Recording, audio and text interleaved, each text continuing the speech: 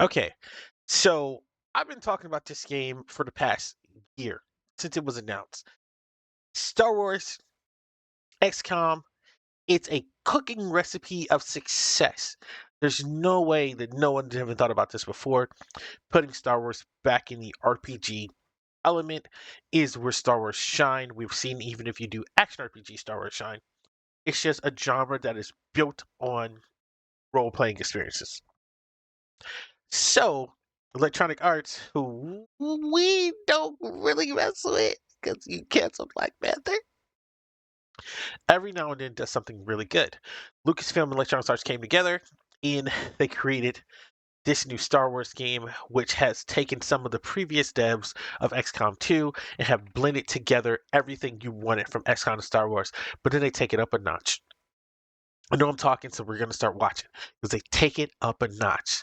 Their Star Wars Zero Company is said to be a blend of XCOM with Mass Effect and permadeath. I want to change the way we tell stories in the genre, and I want to make choice even more meaningful. You should have better frame rates, which means better graphics, better stories, because we can take a moment, have an immersive moment. This one's actually doing it, and it looks really good, and it played really good. Star Wars Zero Company has been shrouded in mystery since its reveal last year, but the simple sell of Star Wars XCOM is tough to beat, especially since Studio Bit Reactor boasts a ton of X4Axis XCOM devs led by the series' former art director Greg Furch. I came in with high expectations and they were easily cleared. This is going to be a great game, not just for tactics fans, but anyone who digs Star Wars or cinematic RPGs like Mass Effect.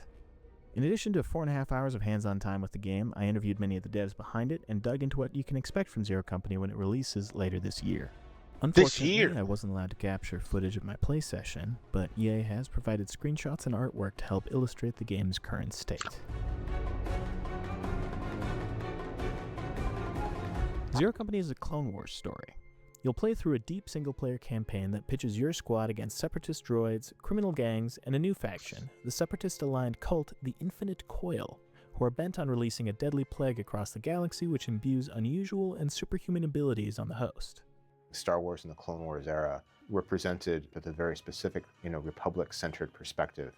But we know, as the audience, that the Republic becomes an empire eventually, and that maybe the perspective we're getting during the Clone Wars is sort of biased from a certain point of view. I like that thought Having process. these conflicting ideologies was really interesting because we know the way that these ideologies will shake out. The dust will settle into an era of rebels and empire, of very light and dark, good and evil. But things aren't so clear during the Clone Wars era, and that makes for a really interesting opportunity to, present a player perspective. You play as Hawks, a former Republic officer now leading an elite squad of professionals for hire. They're both your point-of-view character and a strong battlefield unit. Think Commander Shepard by way of one of those tactician characters from Fire Emblem. You're not a lone hero kind of standing up against the world, felling enemies, but with a swing of your blade. You're a relatively ordinary person. You're leading a tactical squad. You're leading an organization, but you have to make them work together in order to achieve a goal. It's the fantasy of leading a squad and a management and organization. You experience the story directly. You're not a removed figure. You're there. I felt when I came on board the project that was intrinsic to making this a satisfying Star Wars story. That's who we are, the people who kind of get dirty and our boots on the ground with it. So that's why Hawks has that role. I think the thing that surprised me the most was how RPG it is. You're talking to people, you're making choices. It feels like you're Commander Shepard on the Normandy in between missions. We have these authored heroes who are, Jedi Padawans or Mandalorian gunslingers or an Umbaran sniper, a clone soldier. These really iconic, archetypes from the Clone Wars era. And so what is really fun about this game is having different perspectives, having the Republic perspective from Bennett, having the Separatist perspective from Runa, having someone like Nish who's from the underworld who's just here to make a quick credit, Having them be introduced into the story of Zero Company and recruited in the squad one by one provides us a lot of momentum to kind of carry you through the game. And there's, as they come into the squad, they bring their own personal conflicts and dramas with them. Even just these snippets of these characters, it was not hammy, superhero stuff. It was genuinely funny moments. The characters really were kind of coming off the screen a little bit. It was exciting. We also have our bond system. Zero Company's squad, grows and becomes actually more capable. two heroes can actually cross-train and learn each other's abilities as their bond and their affinity for each other's grow. It rewards you for the squad that you put together, and it rewards the way that you play. Yeah, we hope you care about these characters, and I know I do, especially as I'm building bonds with them, and they start to become more and more powerful in my play sessions. So when I walk by, I want to see what they're decorating their desk with, or who they're hanging out with between missions. It was really critical that we allowed for bonds to decay and fracture as well due to your actions, because that's part of the fantasy of being a leader. There's sort of like this spy detective element to Zero Company. It's the war within the war. It's sort of like, it's not the massive battles of clone troopers and battle droids. It's, you know, these small theaters of war and low intensity conflict that kind of brings with it a little bit of that sort of like spy thriller angle. And the really shocking thing is, like, you know, the main story missions, you'll go in there and you'll have like a third person action camera. Like, it looks like Jedi Survivor or something. And you'll be, you know, walking around as if it were an action game. And it's like amazing, you know, AAA production values. Really, that immersion into these different planets that you get to go down was what, you know, drove that desire to have those kind of free roam moments. And we often sometimes call them on team like our deep breath moments. It's kind of that chance for someone who just had their tactical combat experience, and then they get a minute to kind of collect themselves, take in the environment, take in the world, take in the visuals, and kind of prep for kind of that next tactical engagement where then your kind of heart gets pumping again. And then you reach a fight and it zooms all the way out to like the XCOM strategic view. This one's actually doing it, and it looks really good, and it played really good. This innovative combination of third-person exploration, RPG storytelling, and turn-based tactics is less surprising when you learn more about who's making this game. While developer BitReactor is a brand new studio, the team features alumni from Respawn's Jedi series, as well as strategy game veterans from Firaxis. Founder Greg Furch spent 2 decades at Firaxis refining the turn-based tactics experience with games like XCOM, Civilization, and Marvel's Midnight Suns. You know, I left Firaxis after 22 years. And I was kind of working on what I wanted to do next. I knew I wanted to stay in tactics, and I definitely had an axe to grind with the genre. There's so much more we can do. Yes. It was a Friday night, and I got a call. Greg! Where I'm sitting in my office with the lights out and my computer on, and wife's asleep, my kids are asleep, and phone rings, and it's this number that I don't recognize.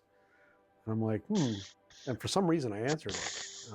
And the voice on the other end said, "Hey, Greg, this is Vince Zampella. I heard you have a game you want to make. Can you tell me about it?" Vince. And we talked for a long time. Rest in peace, Vince. He eventually said, you know, like, "Do you think you can make a Star Wars game with this?" And I said, "Sure, absolutely." Meanwhile, I'm thinking, this is insane, right? Like, this is crazy. It's Star Wars. And Vince was just like, "Pitch me." We worked with Respawn for a long time. We've worked with Electronic Arts for a long time, and we've been wanting to make a game in this genre. We know that the turn-based tactics genre just rewards meaningful choice, and when you take that genre and you add it to a brand like ours that drives some meaningful choice, you know, we knew that would be something that would make fans happy. And that's where Greg starts talking about, I want to change the way we tell stories in the genre, and I want to make choice even more meaningful. 8-bit. Come we want on, to this is present amazing. things in a more cinematic fashion. It's so easy for genre fans to kind of wear it as a badge of like, oh, the art doesn't matter, the graphics don't matter, the story doesn't matter, it's all about the... But it does. It is. The gameplay is what it is about. But depth doesn't cost you elegance. You can absolutely have all those other things. It's a single player game. There's not latency issues. You should have better frame rates, better graphics than other games. You should have better stories, because we can take the camera and tell you a story. We take a moment, have an immersive moment without it really changing. Damn, this game looks amazing. Flow, because it's expected. It's a romantic looking Genre game, fans bro. got conditioned to believe that they shouldn't have these things. But we're here to tell you you can have both. When he was building the studio, it was really important to him that he had experienced devs making turn-based strategy games, and then another percentage that were experienced devs that have not made strategy games, that come from other genres. You know, here we are, we're a brand new studio. We have a strong pedigree in a space, and there's almost 20 of us that have worked together before, so we're not I'm really loving a garage BitReactor, shop. bro. We're a new studio. You know, you've got these two giants taking a chance on someone like us, having the vision and the courage and the conviction and the faith in us, right? Glaring in a bit reactor. To do something new, to do something outside of their norms. I think that's worth mentioning. It's just The world not, of gaming is changing. not common anymore. It's been amazing.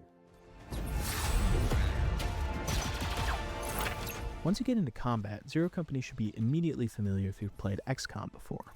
It feels deep. It felt like I could have played a lot cleaner and was, you know, I had fights where I barely scraped by. I really enjoy the puzzles that I get to solve in those spaces. Playing XCOM today okay, for I work need to get enough streams. advantage to do this. How am I going to make that happen right now? This unit might be able to take a couple of shots over here. Then I'm going to be able to go and use my rocket jump over to here. Now, after I do that and knock those units back, maybe they'll go into Overwatch. It's that plotting and planning and then execution of my plan that's rewarding. Big and ass health having bars, the too. challenges that the game presents me to give me novel, unique I like that. situations so that I can't fall into a predictable pattern or strategy all the time. Those moments just feel good. They're the moments you tell your friends about when you're playing a game. As with XCOM, your squad consists of 4 operators. This stops the action from getting too overwhelming, according to its developers. Most of the games in this particular genotype of tactics games have landed in the 4 to 6 units range. If you start to go below 4 units, you walk this razor's edge where losing a unit becomes potentially catastrophic. Similarly, if you go much above 6 units, the camera needs to pull out higher. You need to see more of the battle space. There need to be more enemy units on the field for you to deal with. And that often results in simplifying the action space of each individual unit so that the player can parse everything that they're dealing with. So for this particular type of tactics game where you move your whole team at one time and then you rotate to the enemy team and they take their whole turn at one time, 4 to 6 tends to be a pretty playable place for that game to be. So you can add It all units, feels hopefully. super tense in a very similar way to XCOM. Even with RPG elements, there's never that sense of snowballing and invincibility you get with an overpowered build in like Baldur's Gate 3. And there's the ever-present threat that any of your guys, including the named hero operators, can be killed permanently. A character as beloved as Cab Uppercut, or one-armed Felshi Boxer, he can just catch a blaster bolt and be gone very, very, very early in the game, and the story has to go on with him. It really heightens the emotions you feel, because now that soldier going down has a lot higher stakes. And you're like, do I let them die or do I get them? What's my opportunity cost here? How am I going to sort this out? This is getting come out, man. Quit playing. I mean, 4 years old watching Obi-Wan Kenobi guy, right? Like, also, like, as a developer, wanting people to not save scum, but to push through the loss. Yeah. Like, what's on the other side? Experience, feel it. Yeah. When you save scum, it's like hiding your feelings. It's like, I'm True. just not going to let it die. It's part of what the genre can do so well because it's about a group of characters. I can lose one, and it's not game over. If you want to have a Star Wars story-driven experience with a cast of really like well-realized, authored characters that we poured a lot of love into, it's there for you. But if you want to roll with your own team, you can absolutely do that as well. And we spared no expense to try and make that, just a satisfying experience for the player. This degree of customization and squad makeup allows for some unusual builds. The astromech droids in the game are support units with extra utility slots for grenades and the like, and designer James Brawley is very passionate about squads consisting solely of R2's D2. I always wanted astromechs to be a playable unit in the squad. I always wanted to give them a special place as the king of support units, basically. One of my fondest gaming memories was going back to the original Final Fantasy and playing through the entire game with 4 white mages. Yeah. Which made the game phenomenally difficult in the first 4 to 5 hours of gameplay. But afterwards, then eventually, it turns out that that's actually an incredibly powerful solution to almost every problem in the later games. So always in the back of my head, I was like, what if you played through the game with 4 astromechs? I wanted that to be possible. It's going to be pretty interesting because a lot of your combat capabilities, if you do that, are going to be defined by your ownership of the utility items in the game and which ones you can bring on the squad. That's where all of your offensive capability is going to come from in that case. Zero Company is a great tactics game, and if you've been craving something to hit that XCOM 2 sweet spot, your wait will soon be over. But what really surprised me was BitReactor's emphasis on storytelling and presentation, all without sacrificing any of that tactical depth. I think that combination is going to really push this game over the top and make it one to watch later this year. Freaking For all Clone things Star Wars Zero Trooper, Company, head over to Mandalorian, PCGamer.com, and for more previews of the Jedi. latest upcoming games, subscribe to PC Gamer here. Oh, I'm man. told Scott put something for you to click on to subscribe when I said here. Please email him with any complaints if this is not the case. Bro, This game's gonna be amazing. I just can't wait, and I just can't wait. Wow, we got something to look forward to, y'all.